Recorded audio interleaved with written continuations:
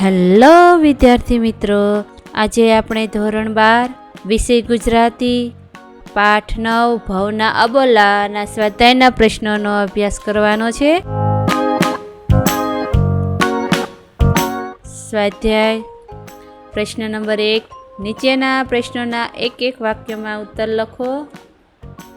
સવાલ નંબર 1, લોકગીતની નાયિકા શા માટે વ્યથિત છે? જવાબ, ભવના અબોલા લોકગીતની નાયિકા વ્યથિત છે કારણ કે મનાવવા છતાં એનો પતિ એની સાથે બોલતો નથી। સવાલ નંબર 2, લોકગીતની નાયિકા કોને સંદેશો લઈ જવાનું કાર્ય સોંપે છે? જવાબ, ભવના અબોલા લોકગીતની નાયિકા સમણીને સંદેશો લઈ જવાનું કાર્ય સોંપે છે। સવાલ નંબર 3, નાયિકા કોને સંદેશો મોકલવા ઝંખે છે? જવાબ, નાયિકા તેના દાદાને સંદેશો મોકલવા ઝંખે છે। સવાલ નંબર 4, પિતાએ પુત્રીને શી સલાહ આપી? જવાબ, પિતાએ દીકરીને સાસરીમાં સુખ તો સૌ ભોગવે છે, પણ જે દુઃખ સહન કરે તે જ ખાનદાન કહેવાય એવી સલાહ આપી। પ્રશ્ન નંબર 2, નીચેના પ્રશ્નના 2-3 વાક્યમાં ઉત્તર લખો। સવાલ નંબર 1, કાચના કમાડ શબ્દ દ્વારા નાયિકાની શી વેદના પ્રગટી છે? જવાબ, કાચના કમાડ દ્વારા નાયિકા પોતાની વેદના જણાવે છે કે હવે તેને આખી જિંદગી પતિના અબોલા સહેવા પડશે। પતિ સાથેના પ્રેમ સંબંધની પરિસ્થિતિ કાચના કમાડ જેવી નાજુક થઈ ગઈ છે। સવાલ નંબર 2, નાયિકા શો સંદેશો મોકલાવે છે?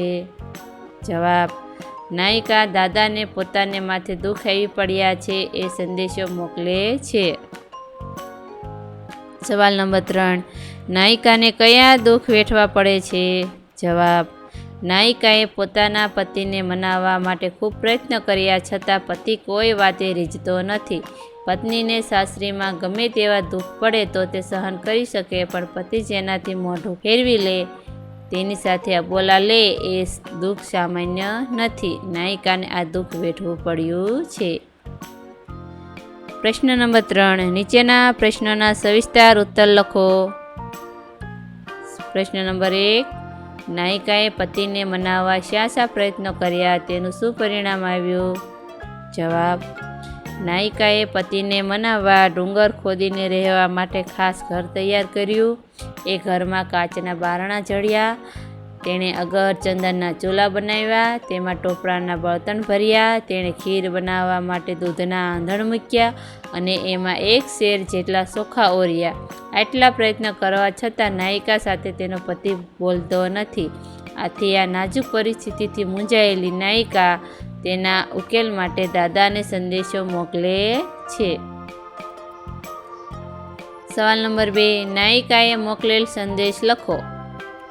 જવાબ, દાદાની સલાહ જાણી દીકરી દાદાને ફરી પોતાની વ્યથા વ્યક્ત કરતા કહે છે કે પરિસ્થિતિ એટલી નાજુક છે કે તેને કેમ ઉકેલવી। એના સંદર્ભમાં દીકરી કેટલાક ઉદાહરણ આપે છે, જેમ કે ખેતર ખેડી શકાય પણ ડુંગરને કેમ ખેડવો, કૂવામાં કેટલું પાણી છે તેનો તાગ કાઢી શકાય પણ સમુદ્રના પાણીનો તાગ સી રીતે કાઢી શકાય, ઢાંઢો એટલે કે બળદ વેચી શકાય પણ પરણ્યો એટલે કે પતિને થોડો વેચી દેવાય, કાગળ હોય તો વાંચી શકાય પણ કરમમાં અર્થાત નસીબમાં શું લખ્યું છે તે સી રીતે જાણવું।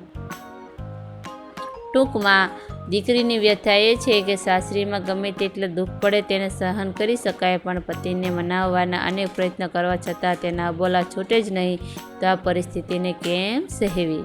થેન્ક યુ દોસ્તો। એજ્યુકટેકનો ચેનલ તરફથી વિડીયો નિહાળવા બદલ આપનો આભાર। આવા બીજા વિડીયોઝ નિહાળવા માટે અમારી યુટ્યુબ ચેનલ એજ્યુકટેકનો અત્યારે જ સબસ્ક્રાઇબ કરો। આભાર દોસ્તો।